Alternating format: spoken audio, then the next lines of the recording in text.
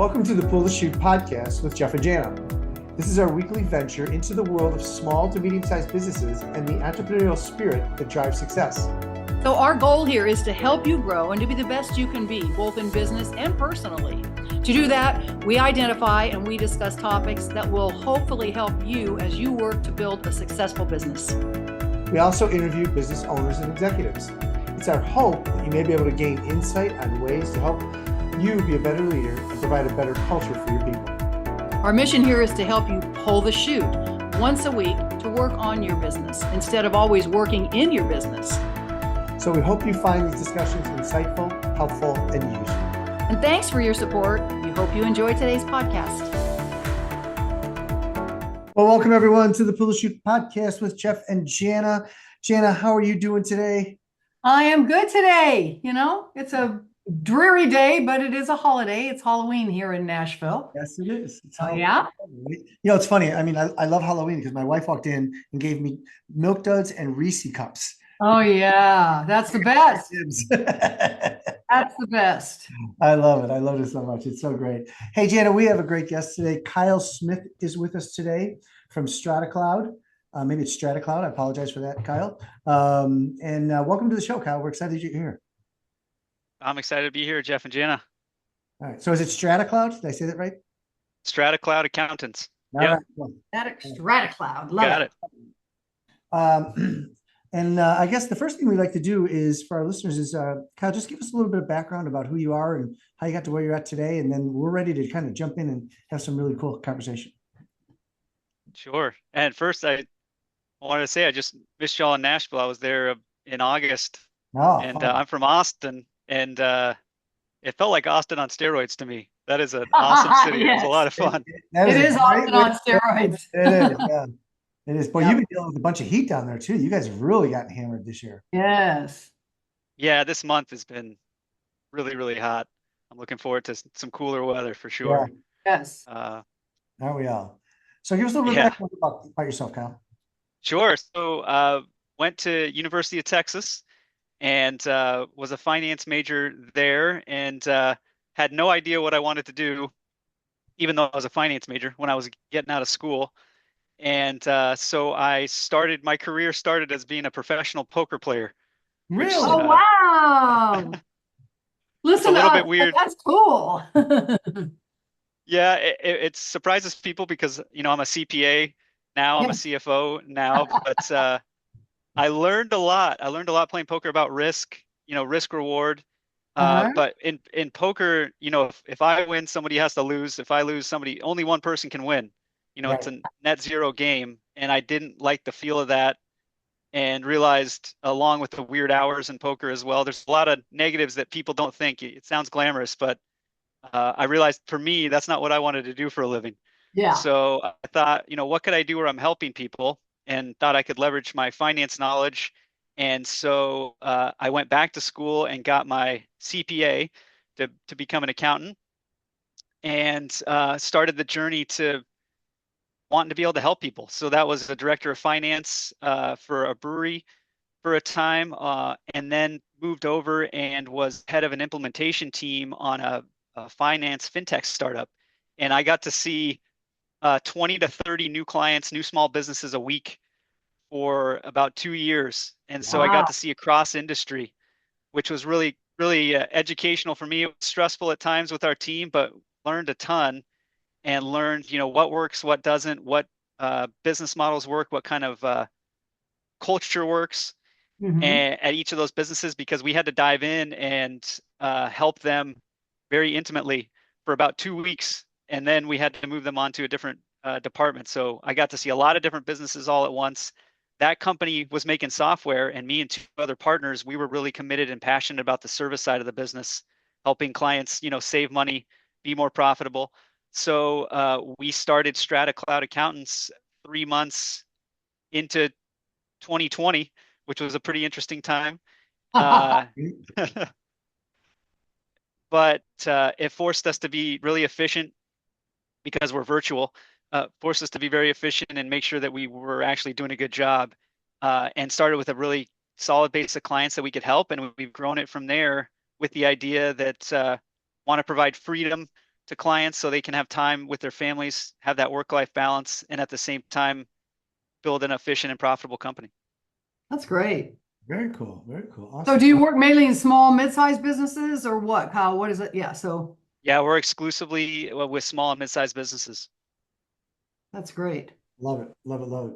Hey, so Kyle, I'm going to jump in because I really want to jump into this. One of your topics that you love to talk about is how to best use KPIs to boost profitability. And that is just an interesting topic to me. I'd love to hear more about it. Tell us what you mean by that. And for our listeners, by the way, KPIs are key performance indicators is what that stands for. So tell us a little bit more about that though, Kyle.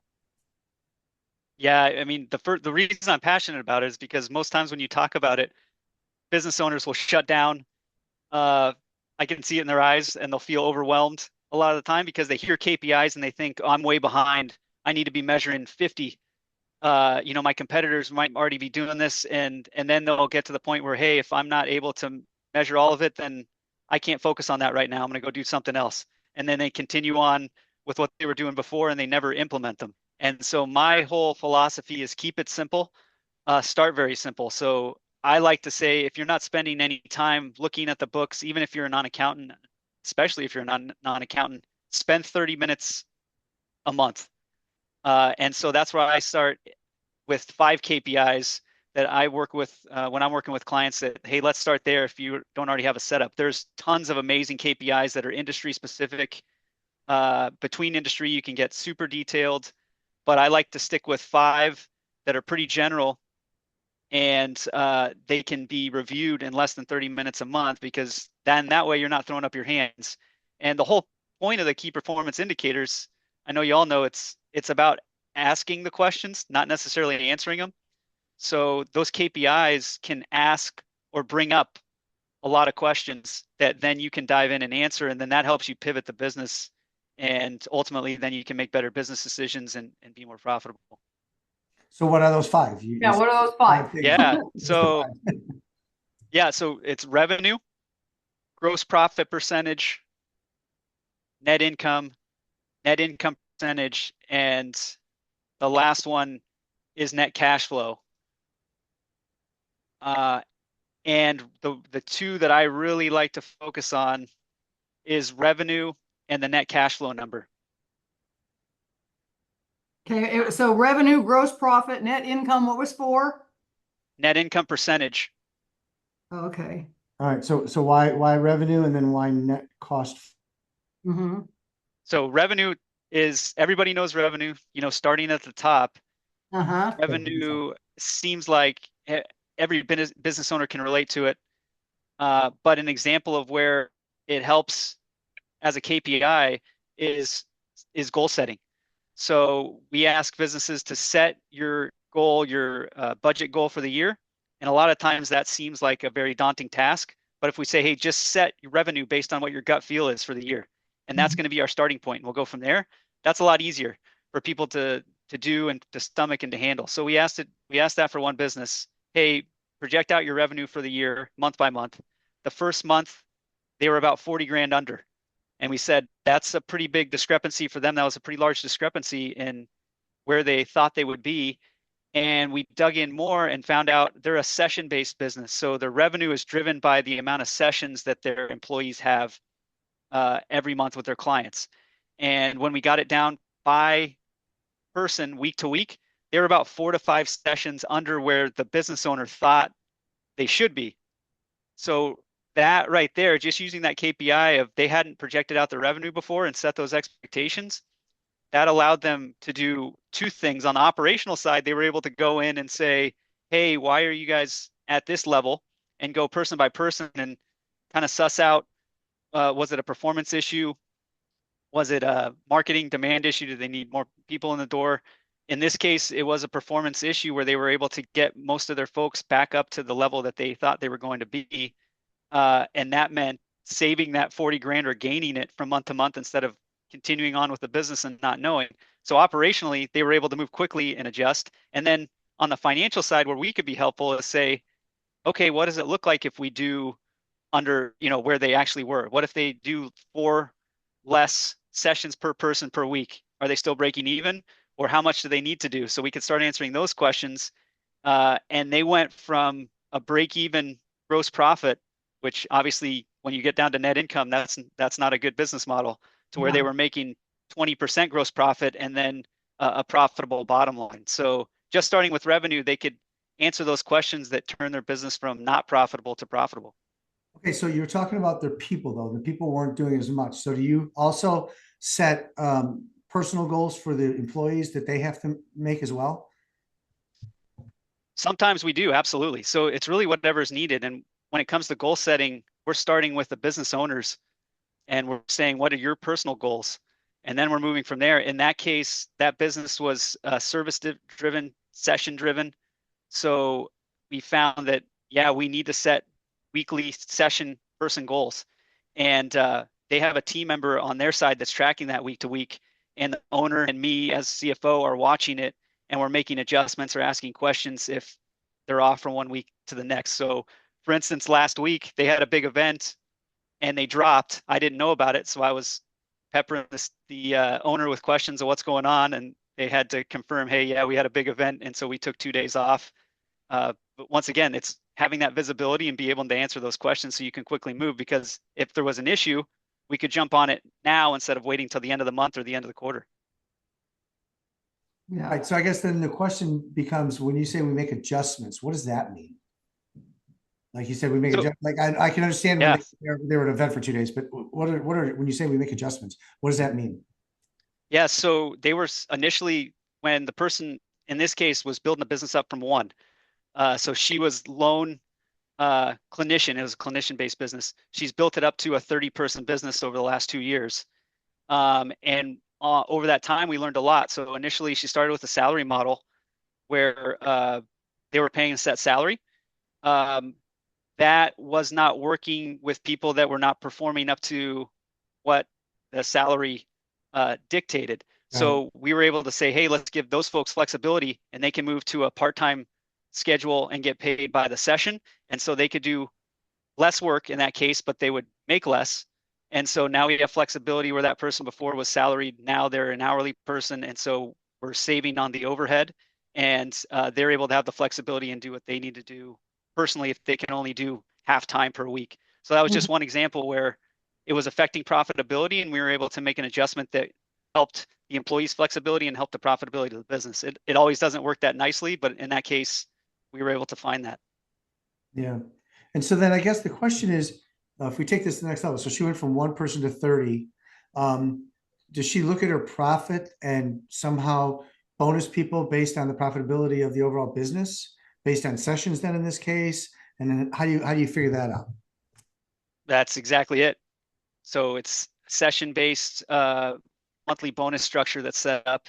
And then we're also in the process of setting up a yearly profit share that is tiered to incentivize people, because it's not all about, I just want my bonus. Totally understand and relate to that, but bonus can be an effective incentivizer. So we've set the bonus tier up where at certain profit levels it kicks in, and the more profit the business does, the higher the share of the bonus pool that the employees get. So they're incentivized to be creative, find ways to keep the business profitable. Yeah, that's great. All right, so again, I'll dig a little deeper here. Sorry. So sessions. Sure. So if I don't have no clue. Let's say they do 10 sessions a week, which would be 520 sessions a year, if they worked full time the whole time, right? So, but is there, based on the profitability, and then let's say Jana does only 7 sessions a week, I do 10 sessions a week. Is everything prorated based on our sessions that we do each week or each month in this case, or each year? How's that? Talk to us a little bit about that. You mean in terms of their pay? Yes, in terms of the bonus structure, yeah. Yeah, so it depends on what model they are. So that's the kind of the cool part about this business, to be able to be flexible on both sides. So if their salary, and Jeff, Jana, you're doing 7, or vice versa. Let's just say, Jeff, you're doing 10 and Jana, you're doing 7. If we see consistently down the line that Jana's doing 7 and Jeff, you're doing 10, and our target was 10, and we're having the chat with Jana, just seeing what's going on in your life. Do we need to move to a hourly setup? If you all both start on salaries, do we need to move to hourly? Is that fitting kind of your life at this time better. And if you say, no, I want to stay on salary, eventually that would be something that we'd have to address, with Sure. a stricter solution, because we can't just have one person overperforming on salary and then one person not. But in that case, over time, what this business has been able to do is get people into the right spots. So the salaried folks are all performing at that minimum level and many beyond, and anybody else has the flexibility is on hourly. And then we've been able to look at the profitability of different types of business. For instance, they also do consulting work, and expand the opportunities for hourly folk into the consulting range as well. So it's just a matter of, once again, looking at that visibility and then getting creative to find different ways to solve it. All right. So I'm going to keep digging because I don't think I quite got the answer with you. And that is, so let's say Okay. the business does a profit of, I'm going to pick an easy number, 30,000 for the year. Okay. How do you split that up using KPIs? How do you split that up amongst the employees? And does it also take into account part-time people, or is it only full-time employees in most cases?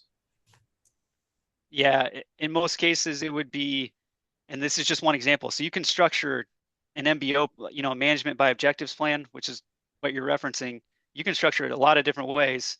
The way that we have it set is that in this case, if you're full-time and you're tenured, so you've worked at the business for a year or more, then you're part of the bonus pool. And I'll pick some numbers right now. So let's just say the business is less than 5% net profit. In that case, we don't have a bonus pool. It's not qualified. From 5 to 10%, that's qualified in terms of a percentage of revenue for profit. So if the profit is 10% of revenue, then we'll say, hey, the bonus pool is 10% of the net income. So if net income is 30 grand, the bonus pool for employees is 3 grand. And if you're tenured, we'll split that up evenly, because we want to incentivize people no matter their position. So if you're at the top of the organization or you're at the bottom, as long as you're tenured and you're getting an equal share of that 3 grand. Yeah. That would be one example. And then if you go higher, the bonus pool gets higher. So if you get past 10%, so if you go to 10 to 15, let's say then you get 15% of the bonus pool. And so now the actual dollar number is higher, plus the percentage that you get is going to be higher. So it's incentivizing folks. The more profitable the business is, the more dollars they'll get in the bonus pool, and it's multiplied too, because you're going to get a bigger share of the profit. All right. So do you take into account, sorry, Jen, I'm kind of dominating this call today, or this interview today. So do you take into account personal things that go on? Like if you show up to work so many days out of the year, if you, participate in certain aspects of the business, is that a completely different type of thing? Or again, am I reaching out too far here? No, not at all. So, and it seems like you're setting up a bonus plan for your particular business. We're getting pretty detailed here. That's why I'm so interested. I want to hear what you're doing here. Yes. Yeah, no, and I've had cases both ways. So in the case that I referred to, no, there's not a good standing metric, but in every bonus structure that we set up, even though, like I said, that's a very, very specific parameters that you can set up, in the bonus agreement, we're putting that it is discretionary, because it is a bonus. So it has to be discretionary. There has to be calls that can be made at any time, even though we have a set bonus structure.